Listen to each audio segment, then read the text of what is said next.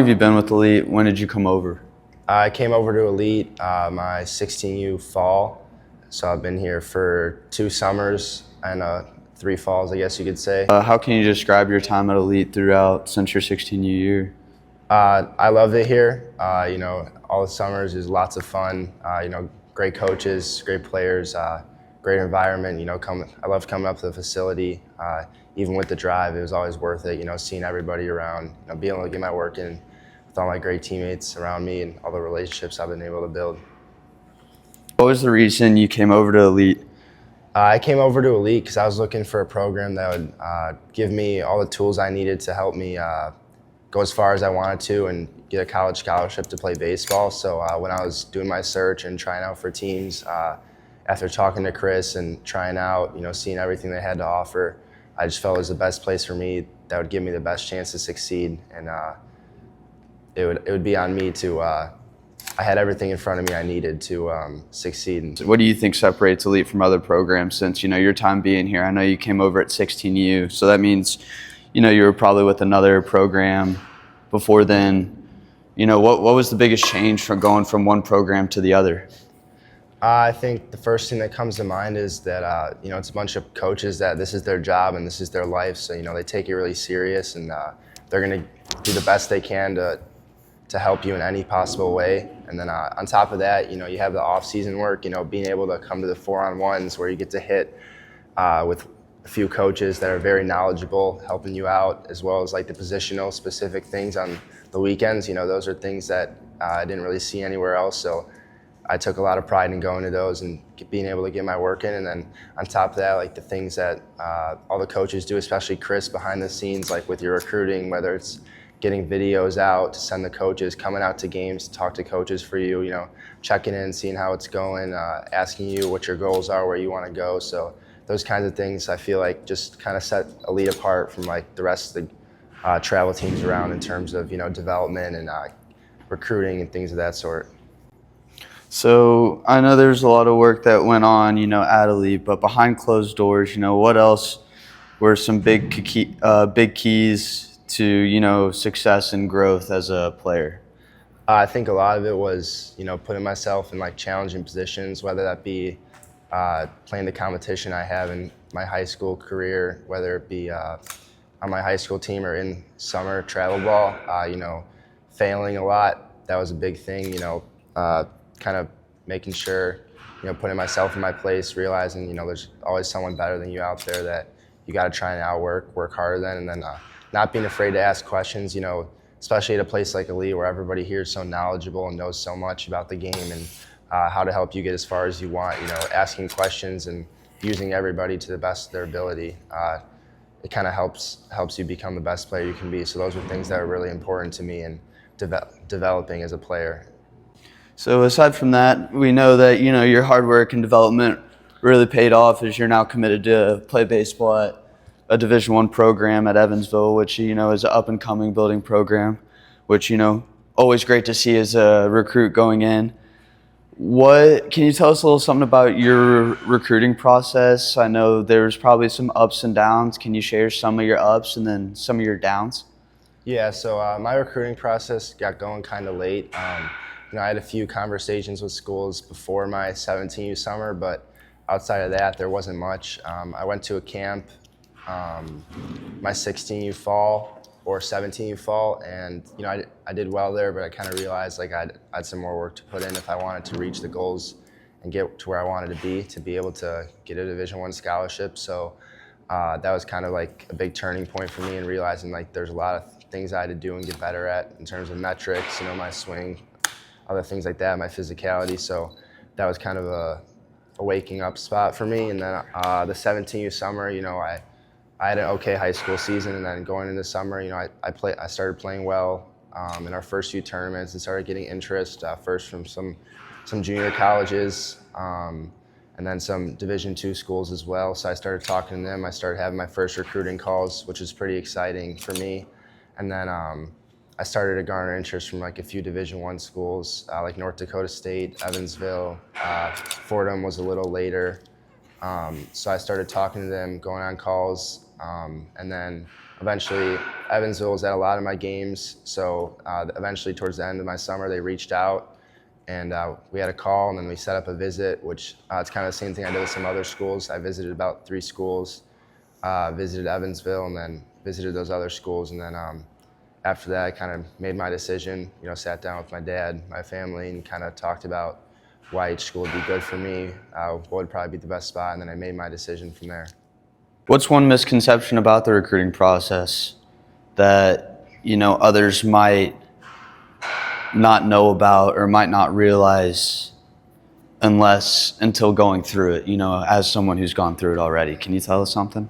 For me, there's probably a few things. The biggest thing for me is you don't have to go to a lot of showcases, especially with how much they cost nowadays. I never went to a PBR, Perfect Game Showcase, and they're great for exposure, but most of the time, if you get a radar gun or you have a place like Elite where they'll get you a recruiting video for yourself, you really don't need to go to those showcases to put yourself out there. All it takes is, getting video yourself and then sending that to coaches. And then the other thing is if you're good enough, the coaches are going to notice you eventually.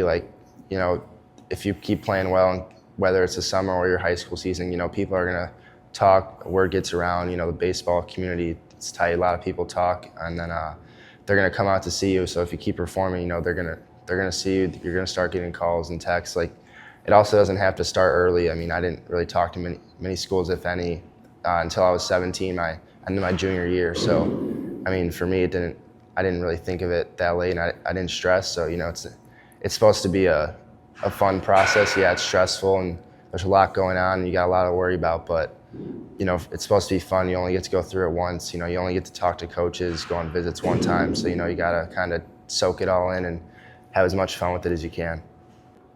Going through baseball, you've been playing for a very, very long time, obviously, to get to the point where you're at. So, back to a more simpler question, what do you love most about baseball? What is it about baseball that keeps you here, that keeps you driven and motivated? For me, I love the game. I love playing baseball. I have since I was a little kid. I played a bunch of sports, but baseball, it was always my favorite. So, starting in high school, I kind of decided to focus on that a little bit more. I think it's the most fun game, but the most important thing for me is, which makes it all worth it, is the relationships you build, from coaches and teammates and players. I've made countless friends, and I have countless mentors from playing on different teams at different places, and that's something to me that you can't get anywhere else. Especially in a place like baseball with the community, being able to garner all those mentors, all those friends, teammates, all my past coaches that I still talk to every day. Coach Van Mil, I still talk to him every day about how I'm doing my high school season, just checking up, seeing how he's doing, because, playing with him for a few years, things like that, just the relationships you build. And I feel those are the things that you'll carry after baseball, because obviously, baseball has to end at some point. So, being able to have those relationships for the rest of your life, those are things that you never forget, and those are the things that you carry with you. How have the coaches and the players had an impact? How important have they been in your baseball career, and what makes them so special? Yeah, I'd say both the coaches and the players were huge in having a positive impact on my career. Meeting Chris and him talking about where he sees me being in a few years. When I was 15 to now being 17, him talking about what they had to offer, the developmental stage, where he wanted the team I was on to be, that Van Mil team, and how good he wanted them to be. Seeing how much they cared. Him, Coach Van Mil, showing up to practice. He always had a big bucket of stuff, supplies. He had anything you needed, he had it. So it was always nice seeing things like that, seeing how much the coaches cared. And then for my teammates, being on a team where everybody had the same goals as me, everyone on the team. I think we had 15 or 16 of us are going to play college baseball. So, being around people with the same goals and who are driven like me, that always pushed me to be better. I was never really satisfied because I was always around people who were also trying to get better. So, whether it was texting one of my teammates, oh, you trying to go hit, or what do you see in my swing, things like that. Always talking and having baseball conversations with them always pushed me to be better. And then, it was always just a blast being with them in the dugout. Summer tournaments, I wouldn't change it for the world, being gone most of June and July with them because it was so much fun, like hanging out with them in hotels to in the dugouts. Like we had a blast together, and those memories. If someone walked up to you out in the street or, saw you were wearing an elite shirt or an elite hat and they asked like, hey, is this worth a program going to check out? Should we go to tryouts? Should we play for them? What's kind of your response to that? I would kind of ask them if they're serious about baseball and what their goals are, and if they want to, play it for a long time, if they want to be as good as possible. I would definitely tell them to, play for elite, try out, whatever, because, obviously it's like I said in the summer, it's tons of fun. You have a blast, but we get to work here. People come in, they're always at the facility hitting. You always see people here, whether it's here at JJC or at the Aurora facility.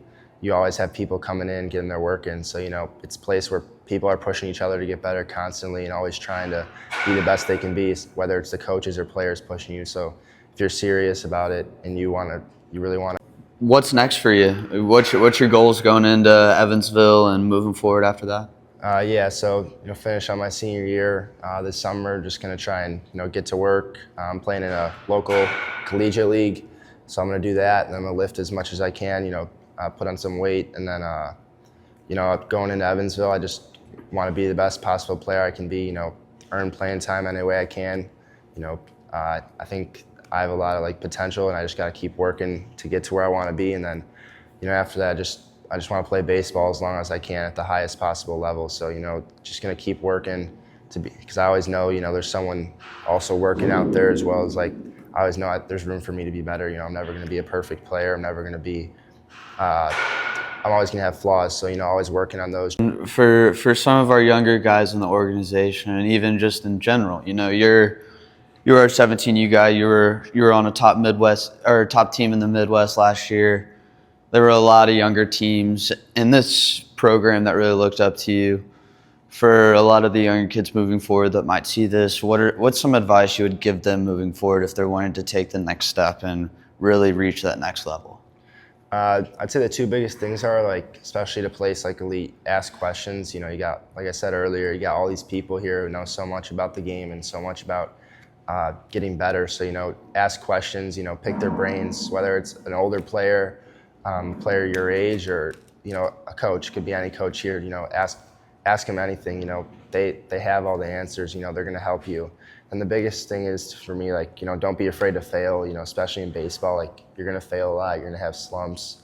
You're going to struggle, whether it's in the cage or in the game. You're going to have bad days, whether it's throwing a bullpen, you're going to throw balls, or in a game you have a rough outing. Bad days are going to happen, but it's how you bounce back from those. When you fail, you just got to learn from it and move on from it. You don't got to harp on the past, and then, have fun while you're at it. I mean, you're only a teenager for so long. I remember it like it was yesterday, my first game on Elite with Coach Van and all my new teammates. It doesn't feel like that long ago, but it's over now. So you just gotta have fun while you're at it and enjoy every second of it, especially with your teammates, because you don't know how long you're gonna get to be around them until you guys start to grow. Lastly, before we hop in the cage and kind of talk about your mental process on the hitting side and that kind of stuff. I know last weekend you made it out to one of the 13U games, helped coach, everything like that. Can you kind of tell us about it? Your career here at Elite, ended last summer with the 17U team. What made you come back and want to help out a 13U team in the middle of your high school season and your graduation, stuff like that? Yeah, for me, I love being around kids and things like that. I love helping people. I feel like I have good communication skills, so being able to utilize those is things that I like to do. Especially later in life. If I ever want to become a coach or things like that. I don't know where my career is going to take me. So being able to garner that experience now, especially at a place like Elite, where all the coaches and players are so welcoming, and give me the opportunity, become a better coach or become a better mentor. Those kind of things are roles I'm not familiar with. So being able to go out and do that, just enjoying being around it, being around the game. It could be a 10U in-house baseball game, but I love watching baseball in general. So being able to be around the game, let alone coach and mentor younger kids and help them like not make the same mistakes I did or learn from things quicker than I did. Those are things that I really enjoy. So being able to do that is something that I'm very grateful. So Ryan, as you get ready to hit in the cage, what's kind of like your thought process off the tee as you're starting to get hit? Normally off the tee, I'm trying to get some nice and easy swings, get a feel for my swing that day. Just trying to kind of stay through the baseball, hit it the other way. Kind of like low line drives would be at the shortstop, get some ground balls. Trying to get a feel, let my hands work a little bit, not trying to use too much of my body or too much effort. Just trying to be nice and easy. So. Awesome, sweet. Take it away. All right, yeah. So to start off, normally I do some one-handed drills with a short bat, but today I'll start off with some closed stance. Just kind of get a feel, practicing out, spinning off, just kind of nice and easy, staying to the ball here. So that's what we'll do.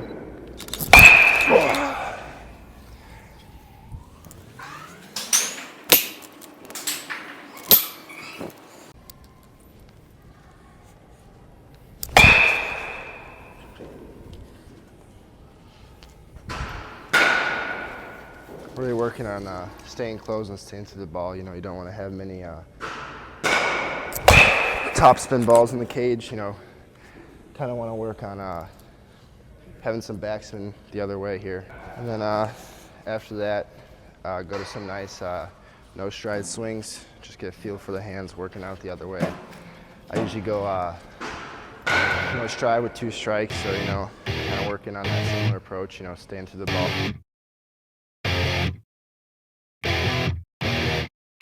I'm having trouble trying to sleep. I'm counting sheep but running out. As time ticks by, still I try. No rest for cross-chops in my mind. On my own, here we go.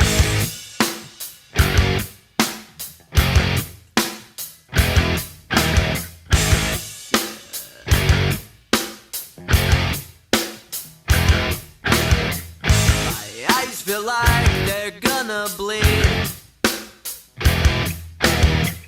right up and bulging out my skull. My mouth is dry, my face is numb, fucked up and spun out in my room.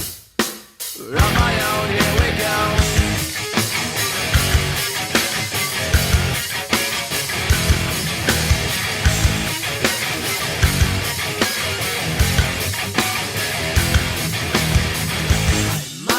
Set on overdrive. The clock is laughing in my face.